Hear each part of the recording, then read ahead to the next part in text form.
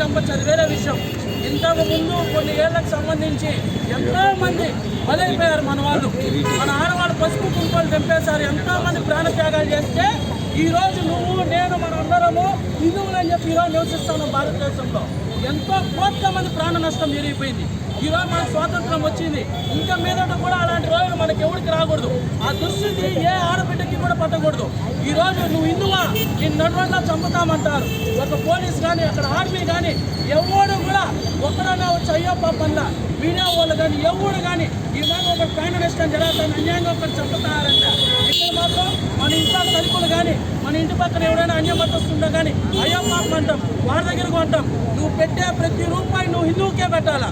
నువ్వు నీ చెమట చుక్క కాలిందంటే మన దేశం కోసం అయిండాలా, అంతే తప్ప అన్యమతస్తుల కోసం కాదు.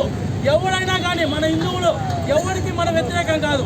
ఎంతవరకు మన జోలికి వచ్చేంత వరకు, మన దేశం జోలికి వచ్చేంత వరకు, మన ఇళ్ళలో వాళ్ళ గురించి వచ్చేంత వరకు, మన జోలికి వస్తే మనమంతా హిందువులం, భారతీయులం.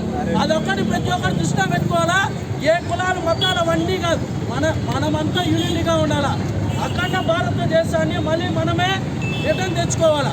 దయచేసి ఏ ఊరు ఏ వస్తువు అన్ని మతస్థుల దగ్గర కొనద్దండి. మన జోబులో రూపాయి వాడి జోబులోకి పోయి వాడు పది మారు కలిసి మన మీద ఎక్కి తొక్కతా అన్నాడు. దయచేసి ఇది ప్రతి ఒక్కరు ఆలోచించాలా.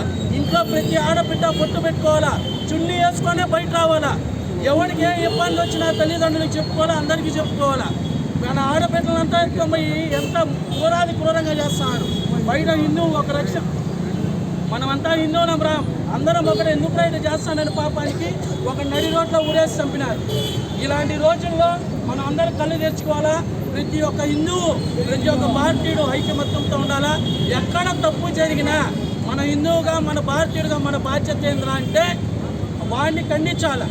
వాడు ఏం తప్పు చేస్తాడో 10 మందికి తెలిసేలాగా ఏదెత్తి చూపించాలా. ఈ రోజు నుంచి అందరూ అలా బతుకుదామా. జై శ్రీరామ్, జై శ్రీరామ్, మాతాకి మాతాకి. వాళ్ళ దగ్గర కొనద్దు, వాళ్ళ దగ్గర తినద్దు, వాళ్ళ దగ్గర కొనద్దు, వాళ్ళ దగ్గర కొనద్దు, వాళ్ళ దగ్గర కొనద్దు. జై శ్రీరామ్.